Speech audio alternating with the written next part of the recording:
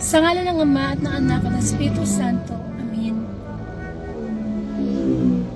Karapat-dapat kang purihin, Amang Diyos na makapangyarihan sa lahat. Ang iyong kabutihan ay yung patuloy na awa sa isang katauhan. Salamat, Panginoon, mga pusong nainggit, mga kasalanan at karumihan namin, Panginoon.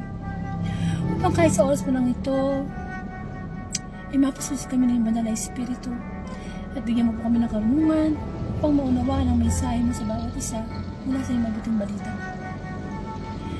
Panginoon, Yesu Kristo, sinabi mo, tunay nga Panginoon na ikaw ay Diyos na buhay at patuloy kang kumikilos sa buhay namin. Panginoon, ang iyong abang lingkod ay linisin mo ang aking puso, ang aking isip upang gamitin mo lamang daluyan ang iyong mensahe. Pagkalooban mo po ako ng iyong karunungan at kababaang loob. Come Holy Spirit, we need you, and come Holy Spirit, we pray. Banal na Espiritu, alam ko po na kung may dalaw higit pang nakakatipon sa iyo sa iyong pangalan, kahit ito'y online lang, naririto ang iyong presensya, Panginoon. Puspusin mo ng iyong banal na Espiritu ang bawat isa. Ano man ang pinagdadaanan naming bigat na pagsubok, Panginoon, ikaw ang magbigay sa amin ng lakas upang patuloy na umasa sa iyong habang. Maraming salamat, Panginoon. Ikaw ang maitaas sa mga susunod pang oras. In Jesus' name, Amen. Bigyan po natin ng parangal ang mabuting balita kung saan nakikipag-usap sa atin ating Amang Diyos na nasa langit. Hallelujah, hallelujah, hallelujah. Purihin ka mang Diyos na makapangyarihan sa lahat.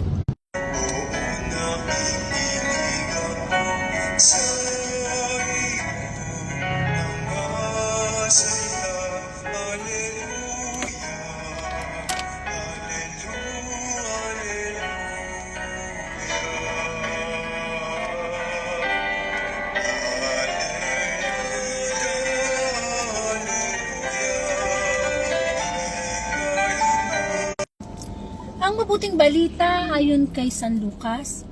Papuri sa iyo, Panginoon.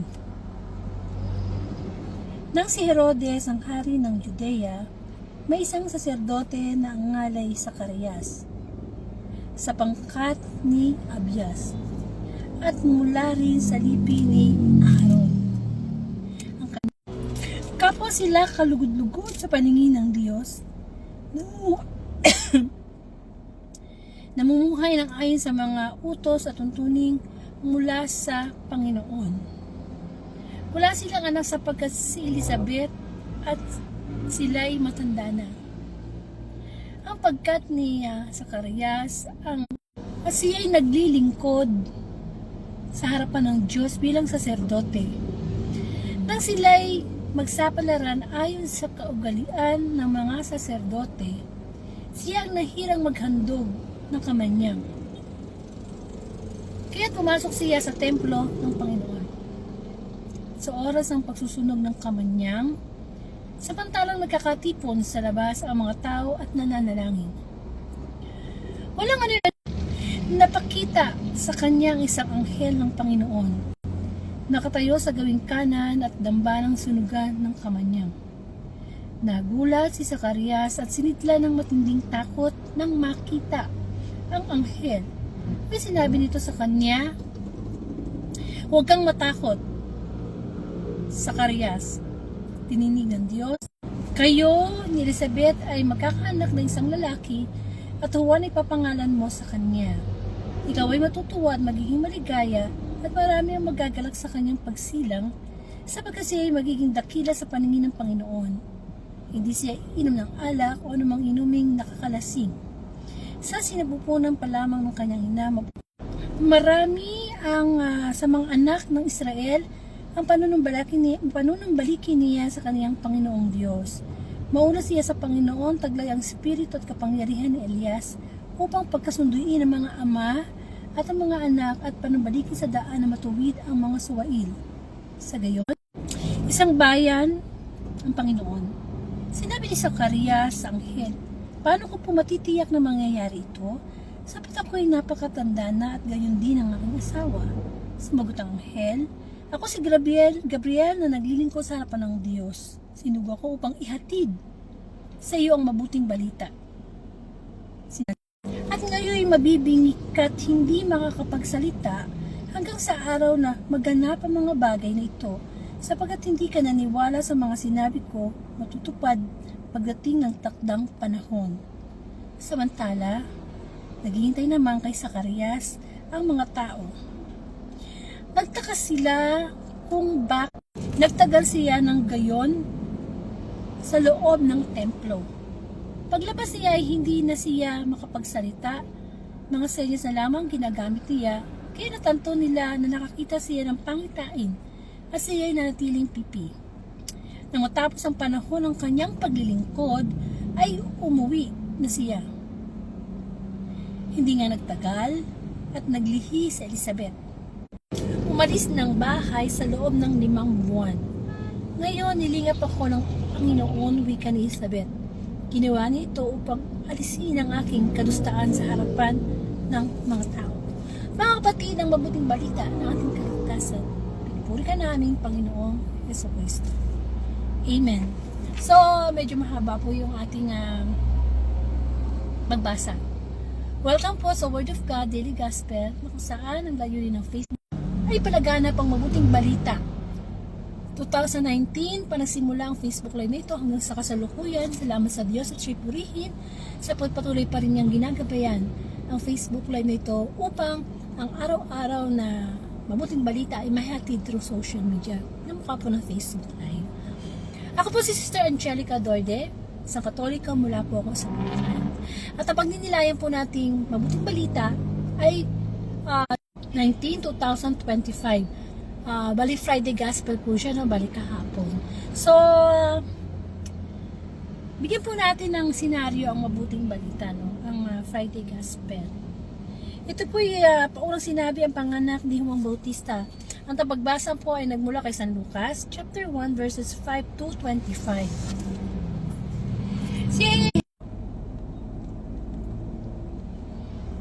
Si Zacarias ay ang tatay po excuse me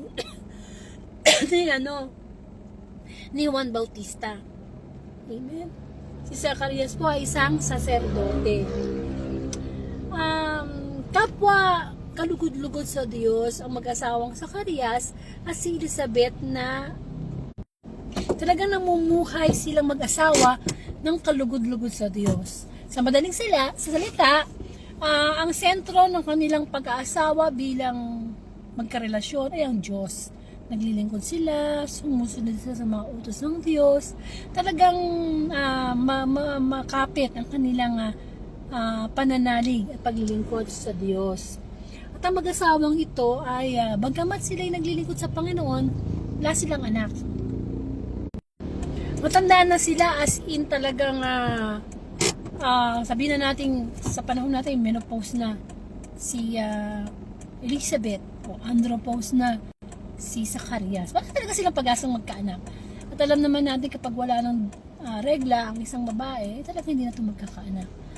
Bagamat ganun ang kanilang kalagayan, patuloy pa rin naglingkod si Zacarias sa Diyos. At isang araw, kung sana susunod siya ng kamanyang, masasabi natin na walang anong-ano habang ginagawa niya yung kanyang gawain sa loob ng templo, ay nagpakita sa kanya ang isang anghel. Nagpakita sa kanya ang isang anghel. At syempre nagulat siya dahil tagal-tagal na niyang ginagawa yung mga ganong gawain sa loob ng templo. Tapos bigla-bigla. At ang pangalan ng anghel na ito ay nagpakilala bilang si Anghel Gabriel. So, nung makita na niya yung anghel, nagulat siya. Syempre hindi niya na-expect yun eh. Nagulat siya, nakita niya yung anghel. Ngayon, ang unang bati sa kanya ng anghel is, huwag kang matakot. Yun ang bungad sa kanya ng anghel. Huwag kang matakot, sabi ng anghel. And of course, meron sinabi yung anghel kay Zacarias. Amen. Ang sabi ng anghel, ikaw ay matutuwa at magagalak sa ibabalita ko sa iyo. Magkakaanak kayo ni Elizabeth. Isang anak na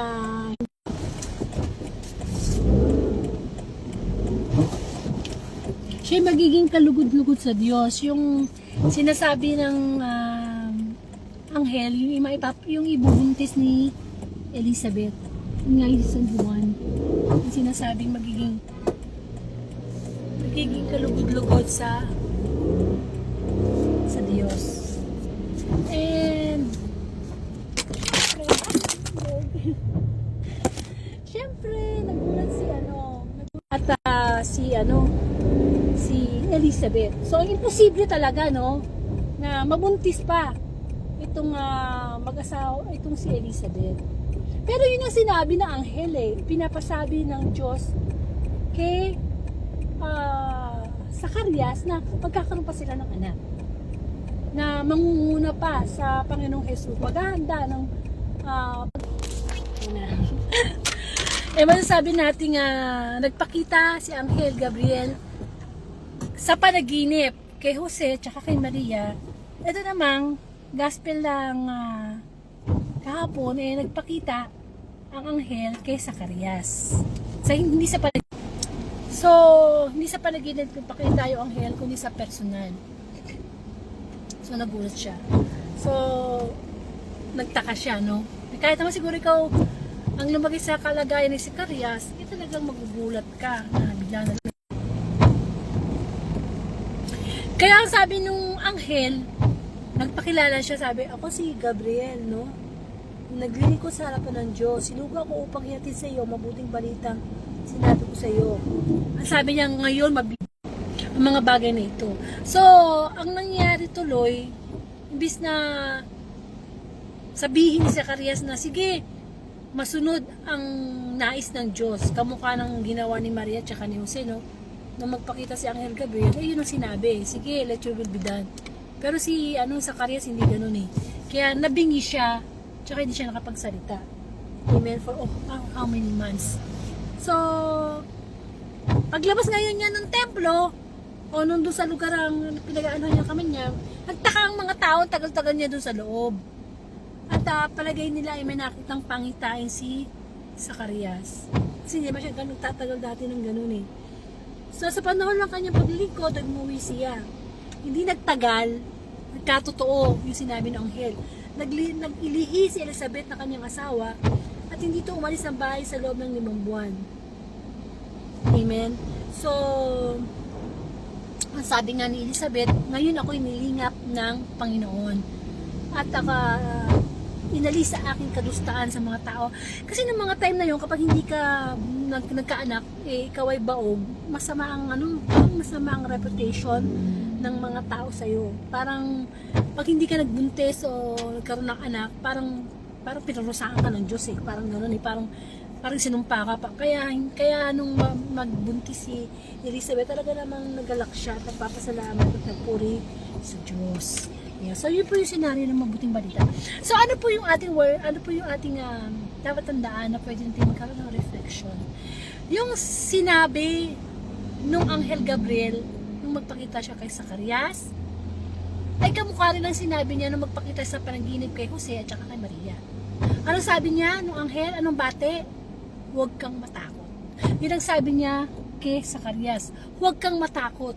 Nung magpakita din yung anghel kay Maria at kay Jose sa panaginip, yun din ang bati ng anghel. Huwag kang matakot. Amen. Do not be afraid. Tayo, paano ba natin nagdi-define ang takot sa ating puso? Lahat naman tayo nakaranas ng salitang takot. Wala naman taong hindi nakaranas ng takot At bakit tayo kailangan makaranas ng takot? At kanino galing yung takot? Sa totoo lang, ang takot na dapat na maramdaman lang natin ay yung takot na sinasabi nila nga divine fear. Yung takot lang sa Diyos. Yun ang dapat ang takot na nararamdaman natin. Hindi yung takot na natatakot tayo sa ganito, sa ganyan. Minsan nga diba mga simpleng bagay natatakot tayo. Halimbawa, may mga taong takot sa ipis, takot sa langaw, takot sa daga. Eh, mga ano lang yan ha, mga peste lang yan na maliliit. Pero ba't sila natatakot?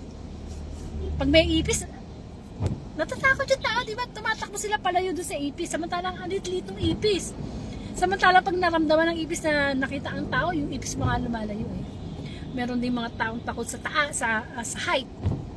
Sa, halimbawa, pag-akit sa mataas na lugar, first floor, second floor, pinakamataas, no? Nalulula. May mga tao din takot sa mawala ng pera. May mga tao din na yung natatakot sila sa masikip na lugar. Iba't ibang klaseng takot.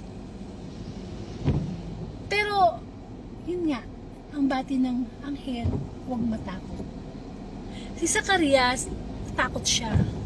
At nung makita niya yung anghel, at ibalita pa sa kanya, na magkakaroon sila ng anak, ikitanda-tanda na nila. So, in reality, talagang imposible yon. In reality, sa panahon natin ngayon, mga senior citizen, magbubuntis pa si Lola. Eh kung si Lola ay 75, 85, 100 years old na, tapos sasabihin, magbubuntis. Makakita ka ng Lola 100 years old, buntis, di ba parang kakaiba. Parang di totoo. Ang alam kasi natin, buntis ng babae pag mayroon pang pinadatnan pa.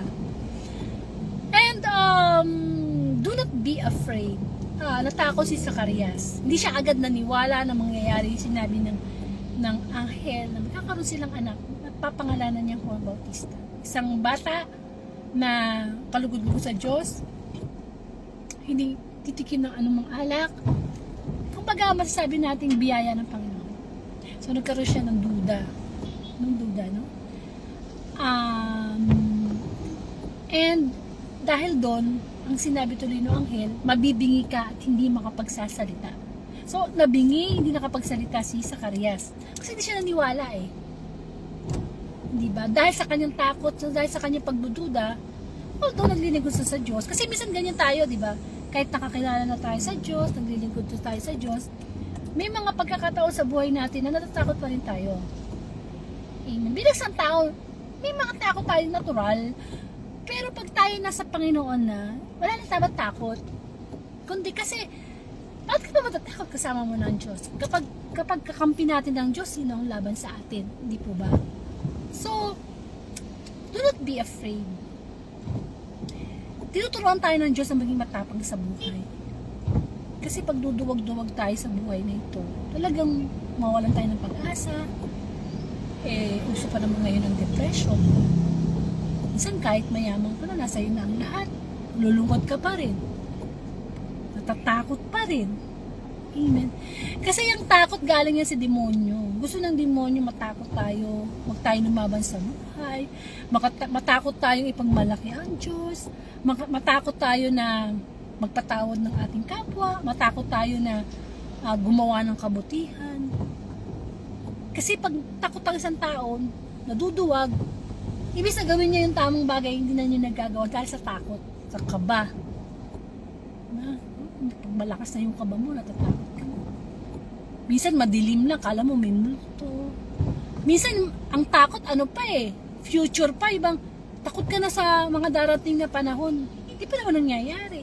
Minsan, ang tabi nga, no, may kanta na, kanta yun ni Corina ba yun? Ang takot ay nasa isip lamang. Ang takot ay nasa isip lamang. Diba? So, ang takot talaga nasa isip lang. Kaya tayo natatakot kasi finifeed natin yung isipan natin na, ay, hindi ko gagawin yan. Natatakot ako.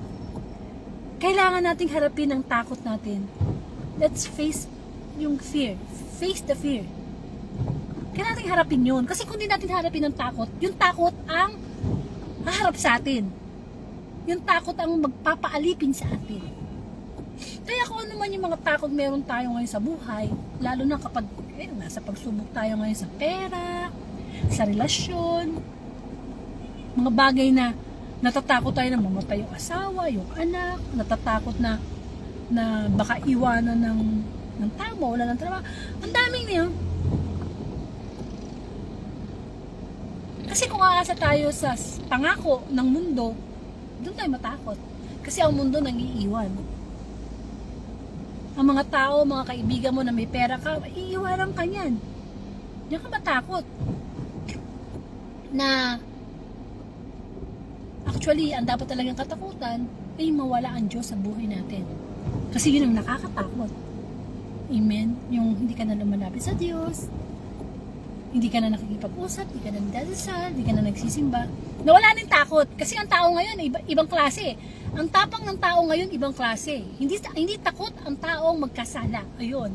Diyan tayo matapang ng mga tao. Hindi tayo takot gumawa ng kasalanan.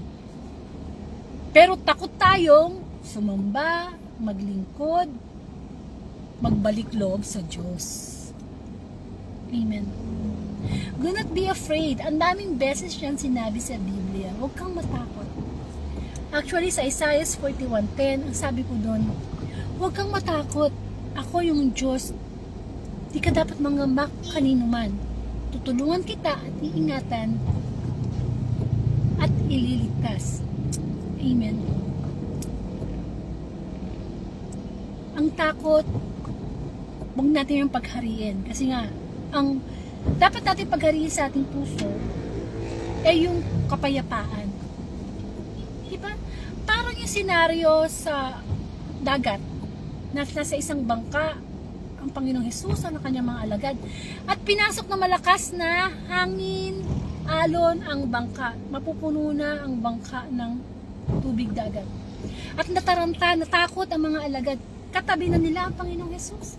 At ang sabi nila, Panginoong Hesus, gising-gising, lulubog po tayo. Diba? Anong sabi ng Panginoong Hesus? Ulit naman ang pananampalataya nyo, natatakot kayo, nandito kasama nyo ako. Ganon din tayo sa buhay natin. At ba tayo natatakot? Kasama natin ang Diyos. Kasama natin ang Diyos. Matakot tayo kapag gawa ng kasalanan kasi pwede tayo mapunta sa impyerno. Malayo sa presensya ng Diyos. Yun ang mga dapat natin katakutan. Yung katakutan natin yung hindi tayo masama, yung ating pangalan sa aklat ng buhay, yung pagdating sa langit sa araw ng paghusga, matakot tayo kung hindi na tayo matawag na papasok tayo sa langit.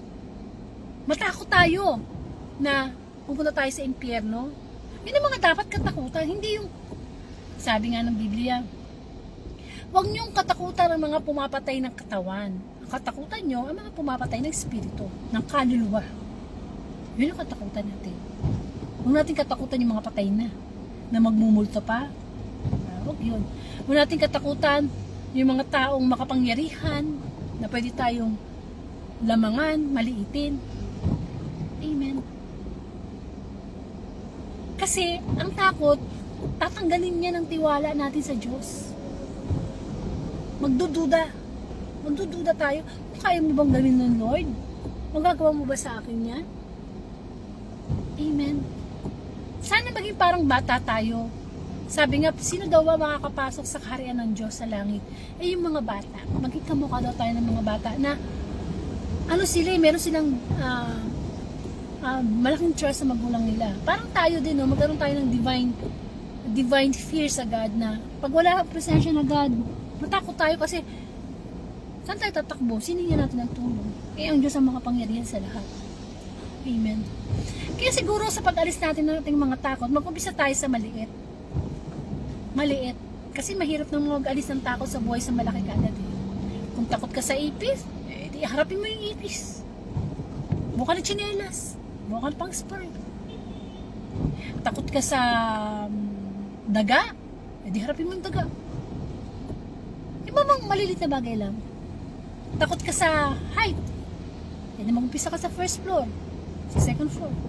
Eh, diba, ano naman kasi iba naman kasi yung takot sa pag-iingat. Kasi meron tayong masasabi na maglalakad ka sa gabi na mag-isa ka lang. Ano, matatakot ka o mag-iingat? Eh, syempre mag-iingat. Hindi ba? Magkaiba yun. Iba yung nag-iingat ka, kaya ka umiiwas. Pero iba yung takot na pwede mo namang gawin ng isang bagay pero natatakot ka lang gawin kasi nga napangunahan ka na ng takot. Minsan ganun tayo eh. Pag napangunahan tayo ng takot, hindi na natin nagagawa ang mga bagay-bagay.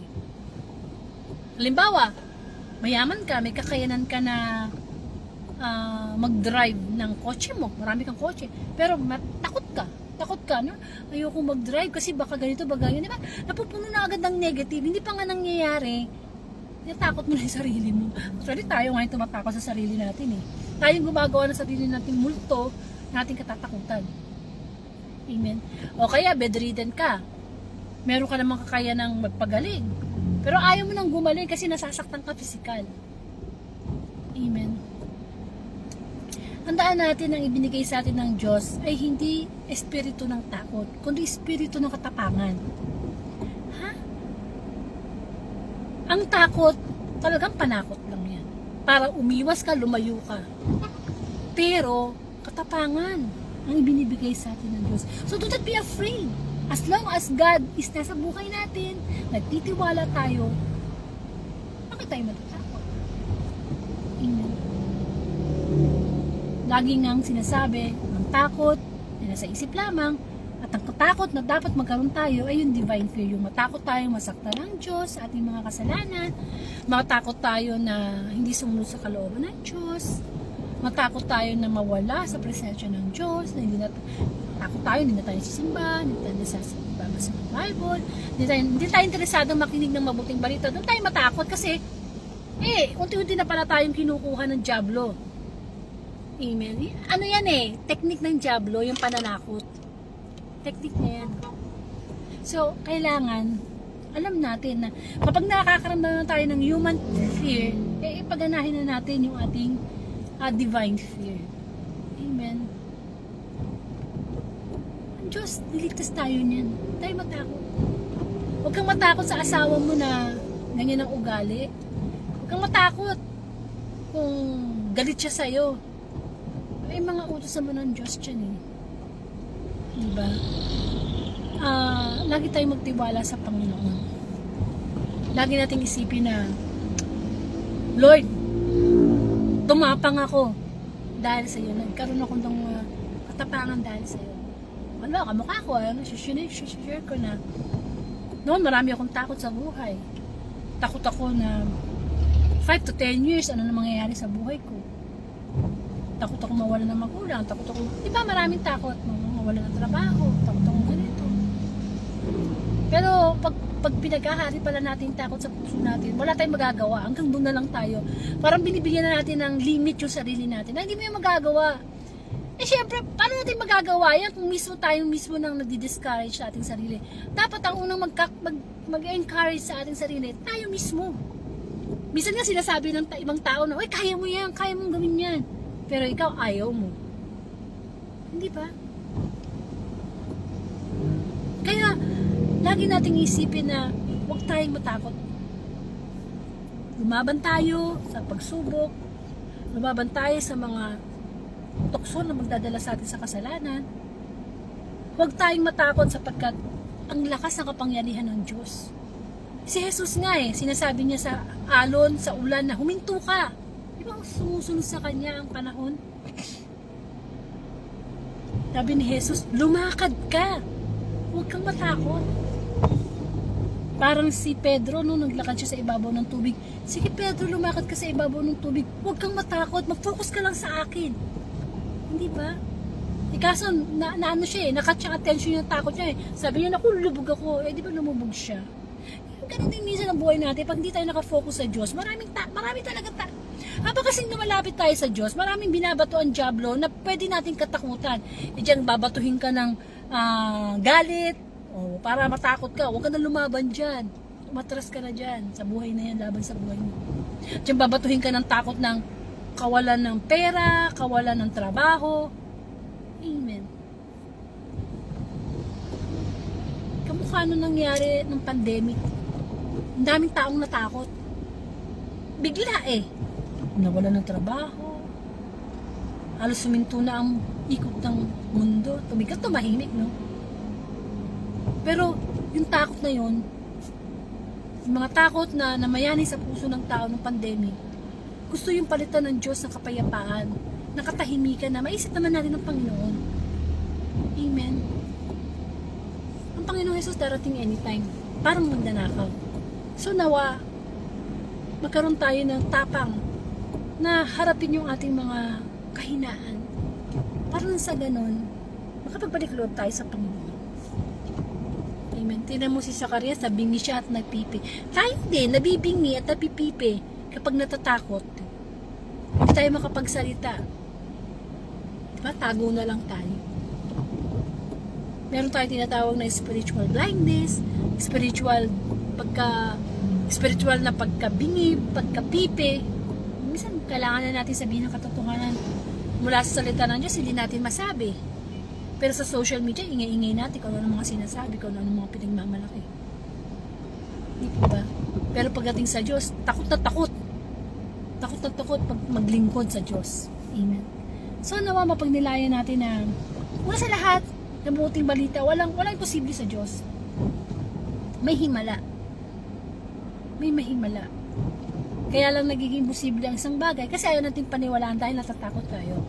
Pangalawa, huwag natin hayaang mabingi tayo at mapipi na hindi na tayo makapagsalita na maitaas ang pangalan ng Diyos. Kasi dahil sa takot.